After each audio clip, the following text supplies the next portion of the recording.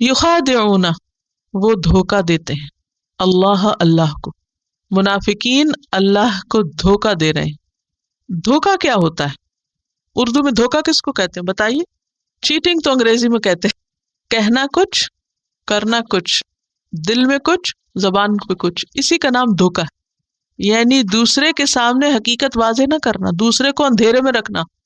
और युखादिऊन में जैसा कि मैंने अर्ज किया था कि एक दूसरे के साथ ताउन करते हुए, यानी वो एक ग्रोह है, they are group of people जो एक दूसरे को गलत कामों पे सपोर्ट करते रहते हैं, जिससे ये पता चलता है कि इंसान अपने माहौल और कंपनी से बहुत इन्फ्लुएंस होता है और वही बनने लगता है जैसा कि उसके आसपास के लोग बने हुए होते हैं, वही करने लगता है।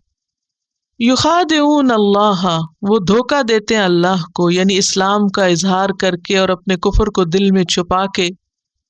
वल्लज़ीना, और उन लोगों को, आमनु, जो ईमान लाए, और ईमान वालों को भी धोखा देते हैं, क्योंकि उनके सामने वो क्या नजर आते हैं? सच्चे मोमिन, हालांकि उनके दिल मोमिन नहीं होते। यहाँ इस बात को समझने के लिए थोड़ा सा तारीखी पस मंजर जानिए। नबी सल्लल्लाहु अलैहि वसल्लम इस्लाम के आगाज से लेकर तकरीबन 13 साल तक मक्का में रहे। मक्का में आपका वास्ता खालिस काफिरों से था, अबू जहल, अबू लहब और सख्त शदीद मुखालफत करने वालों से, और कुछ आपके साथी थे जो सच्चे मोमिन मुत्तकी लोग थे। तीसरी किस्म वहां नहीं थी, दो ही ग्रोह थे, या सच्चे मोमिन और या फिर पक्के काफिर, बस। लेकिन जब नबी सल्लल्लाहु अलैहि वसल्लम हिजरत करके मदीना तशरीफ लाए और कुछ ही अरसे के बाद जंग बद्र हुई, जिसमें मुसलमानों को वाज़ेह शानदार कामयाबी नसीब हुई, मुसलमानों की हुकूमत इस्टेब्लिश हो गई। जंग बद्र में मुसलमानों को माल गनीमत मिला, मुसलमानों को इज्जत मिली, शान शौकत मिली, हुकूमत मिली। अब क्या हुआ? कुछ ऐसे लोग जिनके दिल में दुनिया की मोहब्बत कूट कूट के भरी हुई थी और जिन्हें सिर्फ दुनियावी मफादात से गर्ज थी, जिनकी सिर्फ और सिर्फ जिंदगी माल दौलत के इर्द गिर्द घूमती थी, अपने मफादात को बचाने के गिर्द घूमती थी, वो इस बात को सोच करके अगर मुसलमान ताकत पकड़ गए तो हमारे खिलाफ कोई एक्शन ना ले लें या हमको नुकसान ना पहुंचे, तो हम भी अपने इस्लाम का इजहार कर देते, जबकि उनके दिल मान नहीं रहे थे। वो दिल से इस्लाम को कबूल नहीं करना चाहते थे, इस्लाम से उन्हें कोई हमदर्दी नहीं थी, मोहम्मद सल्लल्लाहु अलैहि वसल्लम से उनकी कोई दिलचस्पी नहीं थी, मुसलमानों से उनकी कोई खैरखाई नहीं थी। वो मतलबी मफाद परस्त लोग थे जिन्हें सिर्फ अपनी दुनिया के फायदों से गर्ज थी। उन्होंने जब देखा कि मुसलमान ताकत पकड़ रहे हैं तो अपनी दुनिया बचाने के लिए उन्होंने किस में फायदा समझा? ईमान लाने में। तो यहाँ आकर एक तीसरा ग्रोह वजूद में आ गया, जो ऊपर ऊपर से तो इस्लाम का लिबादा ओढ़े हुए थे, लेकिन उनके दिल मोमिन नहीं थे। तो वो क्या धोखा दे रहे थे? इस्लाम का इजहार करके वो फायदे उठाना चाह रहे थे जो मुसलमानों को मिलने वाले थे। इस्लाम के लिए कोई कुर्बानी नहीं करना चाह रहे थे, लेकिन इस्लाम की शान शौकत और हुकूमत और ताकत से फायदा उठाना चाह रहे थे। ऐसे लोग हर दौर में होते हैं, जिनका दीन ईमान क्या होता है? दुनिया के फायदे। वो किसके साथ होते हैं? हर चढ़ते सूरज के साथ। वो जहां देखते हैं उनको फायदा होगा, वो उसी की तरफ लपक जाते। उनका अपना कोई दीन ईमान नहीं होता, वो सिर्फ मफाद के बंदे होते हैं, मतलब परस्त, मफाद परस्त।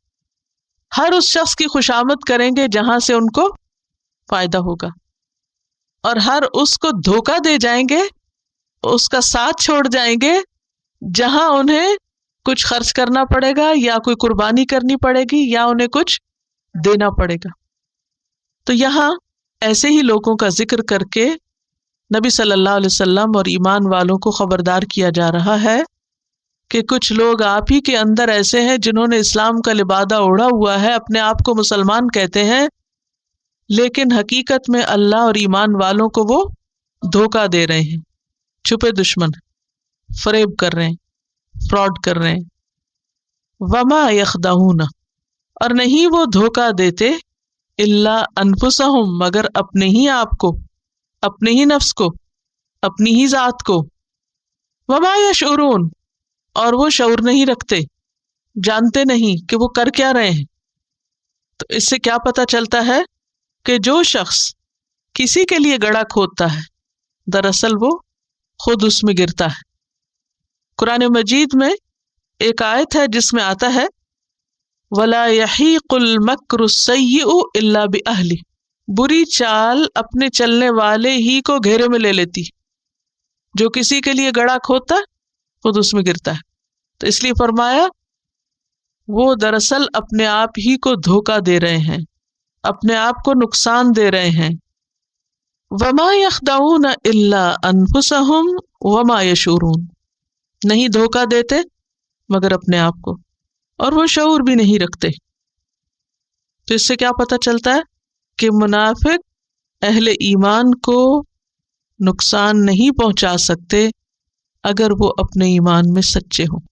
دھوکہ باز سچے مخلص مومن کو نقصان نہیں دے سکتا، اس کا دھوکہ اس کے اپنے ہی اوپر پڑتا ہے۔ ایک اور بات بھی یہاں پتہ چل رہی ہے کہ جو شخص غلط کام کرتا ہے اس کا نور بصیرت چھن جاتا ہے، اس کی سمجھ اور عقل ماری جاتی۔ کیسے؟ جیسے ان منافقین کی، وہ خوش ہو رہے تھے کہ ہم اہل ایمان کو بے وقوف بنا رہے ہیں، اور وہ یہ بھول گئے کہ دراصل اپنے آپ ہی کو نقصان دے رہے ہیں۔ اب اللہ سبحانہ وتعالیٰ نے ایسے لوگوں کا حال کھول دیا تو فکر ہوتی ہے نا کہ اچھا کچھ لوگ ایسے ہوتے ہیں جو اوپر سے کچھ ہوتے ہیں اندر سے کچھ ہوتے ہیں، پھر کیسے پتہ چلائیں تاکہ ان سے بچ سکیں؟ ان کے قول اور فعل کے تضاد سے، وہ کیا کہتے ہیں اور کیا کرتے ہیں۔ جیسے متقین کی علامتیں ہیں نا، وہ پہچانے جاتے ہیں اقامت صلاۃ سے، مال خرچ کرنے سے، اپنے تقوی سے۔ کافر پہچانے جاتے ہیں اپنی ہٹ دھرمی سے، علل اعلان دین کی مخالفت کرنے سے۔ تو منافق پہچانے جاتے ہیں کس سے؟ قول اور فعل کے تضاد سے۔ یاد رکھیے زندگی میں کوئی بھی شخص اگر آپ کی خوشامد زیادہ کرے لیکن بوقت ضرورت کام نہ آئے، کام نہ کر کے دے، تو پھر اس سے دھوکہ نہ کھائیں۔ اس کا یہ مطلب نہیں اس کی برائیاں کرنا شروع کر دیں اور اس کو بدنام کرنا شروع کر دیں، لیکن خود محتاط ہوں، کیونکہ اللہ سبحانہ وتعالیٰ قرآن مجید میں فرماتے ہیں ہم العدو فاحذرہم، یہ دشمن ہے، ان سے محتاط رہو۔ تو منافقین سے ڈیل کرنے کا طریقہ کیا ہونا چاہیے؟ احتیاط۔ مومن کو خود چوکنا ہونا چاہیے، کیونکہ بعض اوقات کچھ لوگ سامنے جب آتے ہیں بہت اچھی اچھی باتیں کرتے ہیں اور پیچھے آپ ہی کے خلاف لوگوں کو بھڑکاتے ہیں، آپ کی برائیاں کرتے ہیں، آپ کے خلاف محاذ آرائی کرتے ہیں، پتہ چل جاتا ہے۔ منافقت چھپی نہیں رہتی، بہت جلدی پتہ چل جاتا ہے۔ ایسے میں انسان کو کیا کرنا چاہیے؟ خود محتاط ہو جانا چاہیے۔ يخادعون الله والذين آمنوا وما يخدعون إلا أنفسهم وما يشعرون